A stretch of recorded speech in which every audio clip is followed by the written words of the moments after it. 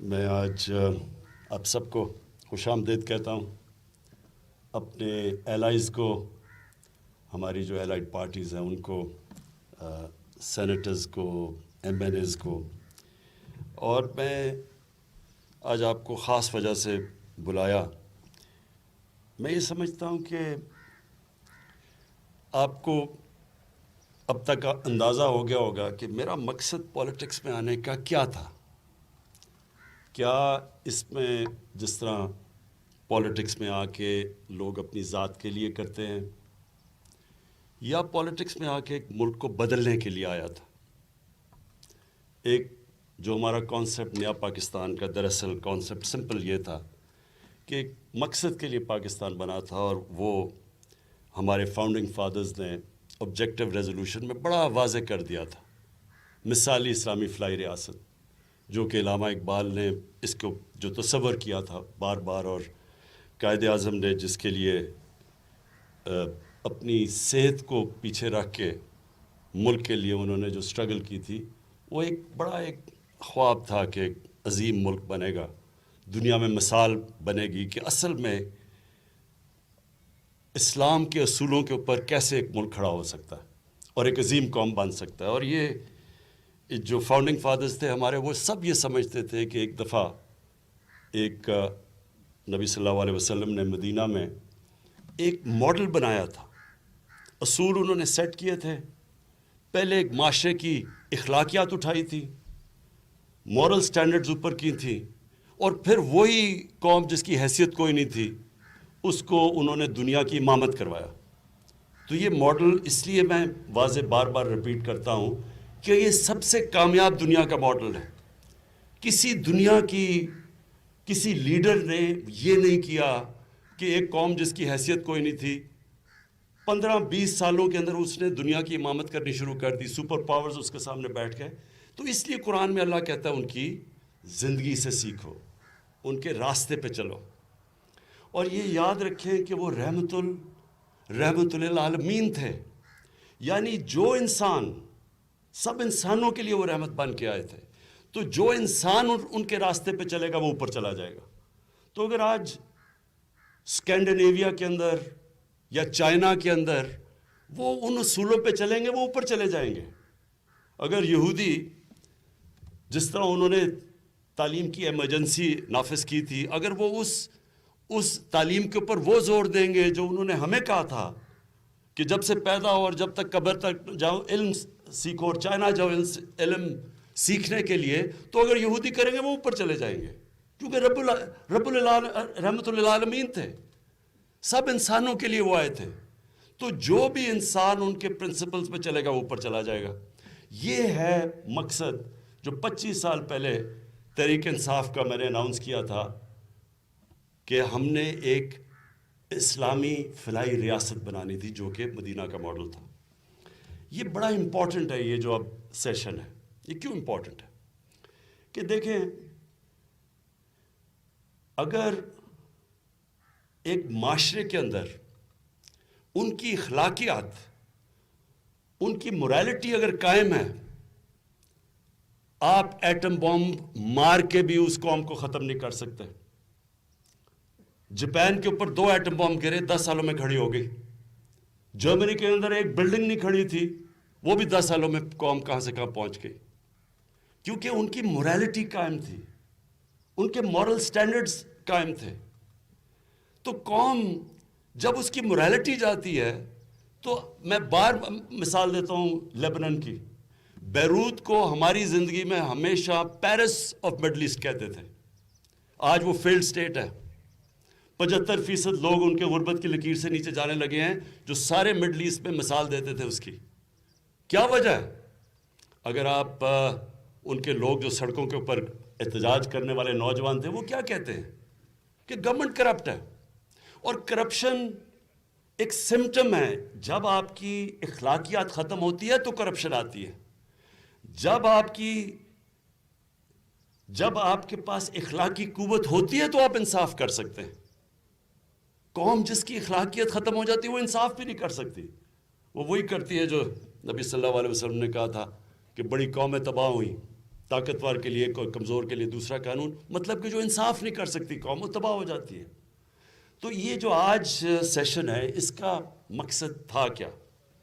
Simple مقصد ہے کہ 1970 کے بعد جتنی الیکشنز ہوئی ہیں ساری کانٹروورشل ہوئی ہیں. ہارنے والے نے مانا ہی نہیں رزلٹ، وہ کہتے ہیں دھاندلی ہوئی ہے. تو جب اگر 50 سال میں ہم الیکشنز فری اینڈ فیئر کا مطلب جس طرح ان ڈیولپڈ ڈیموکریسیز میں الیکشن ہوتی ہے سب تسلیم کرتے ہیں رزلٹ، تو اگر ہم 50 سال میں یہی نہیں کر سکے تو یہ کیوں نہیں کر سکے؟ کیونکہ جب ایک پارٹی گورنمنٹ میں آتی ہے اس کے پاس وسائل آ جاتے ہیں، اس کے پاس موقع ہوتا ہے نیچے اپنا سارا پولنگ سٹاف اپنا کر دے، ان کے پاس طاقت آ جاتی ہے. تو جس نے آ کے اصلاحات کرنی ہوتی ہے وہ گورنمنٹ ہوتی ہے. تو گورنمنٹ آپ کے سامنے ہے. ہم نے 2015 کے اندر جو جوڈیشل کمیشن بنی وہ کیوں بنی؟ 126 دن کا ہم نے کیوں دھرنا دیا؟ ہم نے دھرنا اس لیے دیا کہ وہ الیکشن کے اندر جو 2013 کی تھی ہم نے کہا دھاندلی ہوئی یار، ہم نے 4 حلقے کہہ دیے. 1 سال لگے رہے کہ صرف 4 حلقے کی آڈٹ کر دو تو ہم مطمئن ہو جائیں گے، اس لیے کہ اگلا الیکشن ٹھیک ہو. یہ میری ساری سٹیٹمنٹس ریکارڈڈ ہے سوشل میڈیا پہ. 4 حلقے مانگے تھے اور پھر بار کہا تھا کہ 4 حلقے ہو جاتے. ہم نے کوئی گورنمنٹ تو نہیں بنانی تھی کہ اگلی الیکشن ٹھیک ہو. آپ یقین کریں جب وہ ہم عدالتوں سے جب 4 حلقے کھلوائے 4وں میں دھاندلی نکلی. لیکن پھر جو جوڈیشل کمیشن دھرنے کے بعد بنی اس کے اندر جو فائنڈنگز آئیں، ایک گورنمنٹ نے اصلاح نہیں کی، کوئی کوشش نہیں کی گئی کہ اگلا الیکشن ٹھیک ہو جائے. اور پھر جب 2018 کا الیکشن آیا انہی کا الیکشن کمشنر انہی کے نیچے پولنگ سٹاف اور کہتے جی دھاندلی ہو گئی. سینٹ، جو بھی آپ میں سے پالیٹکس میں ہیں سب کو پتا ہے کہ سینٹ کے الیکشن میں کیا ہوتا ہے.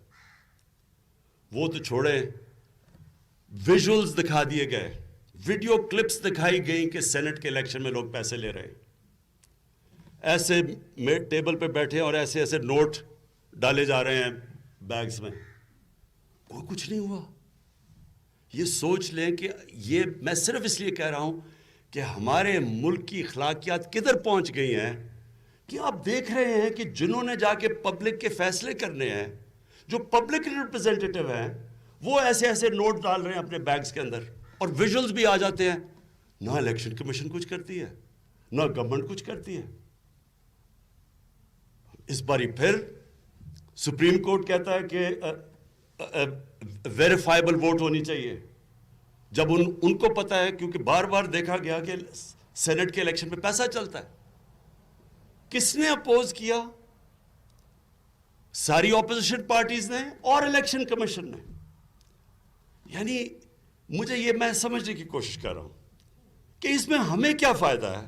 ہم کہہ رہے ہیں کہ اوپن بیلٹ ہونی چاہیے سینٹ کے اندر تاکہ سب کو پتا چل جائے ووٹ کس نے ڈالی ہے.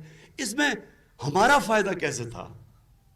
تو جب پتا ہے کہ سیکرٹ بیلٹ پہ پیسہ چلتا ہے تو الیکشن کمیشن جس کا کام ہے فری اینڈ فیئر الیکشن کروانا، اور اپوزیشن وہ کیوں اس کو اپوز کر رہے تھے؟ صرف میں سمجھنا چاہتا ہوں کہ وہ لاجک کیا تھی. جب آپ نے ویڈیوز بھی دیکھ لی پیسے چلتے ہوئے، یہ کیا وجہ ہے؟ میں آپ کو مغرب کا بتاتا ہوں کیونکہ میرا بڑا ٹائم گزرا وہاں، جدھر جو مدر آف ڈیموکریسی کہا جاتا ہے، پارلیمنٹری ڈیموکریسی برطانیہ میں ویسٹ منسٹر ماڈل.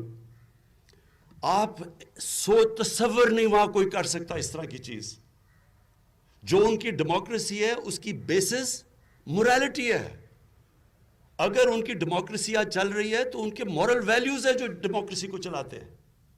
جب آپ شروع ہی کر رہے ہیں ڈیموکریسی دھاندلی 2 نمبری سے، تو وہ مورالٹی کدھر چلی گئی اس کی؟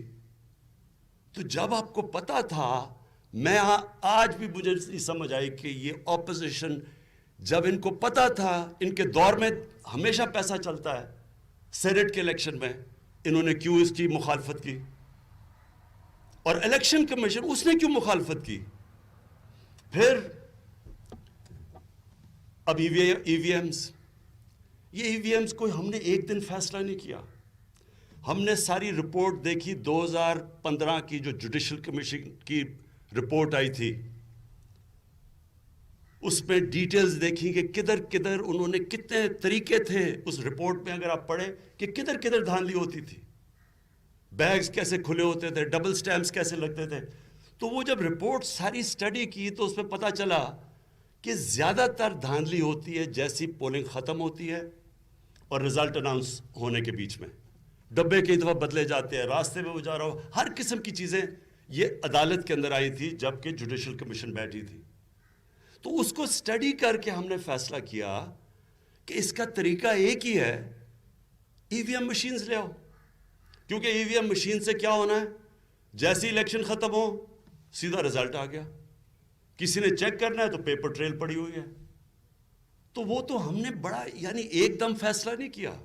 اچھا پھر جب ہم نے ای وی ایم شروع کیا اور تقریباً 1.5 سال سے بار بار اپوزیشن کو کہتے رہے کہ آئیں بتائیں کوئی بہتر طریقہ کیا ہے، کیونکہ شور تو آپ نے مچایا ہوئے 2018 کی الیکشن دھاندلی ہوئی ہے، الیکشن کمیشنر آپ کا، سٹاف سارا آپ کا، اور پھر بھی آپ شور مچا رہے ہیں کہ الیکشن میں دھاندلی ہوئی.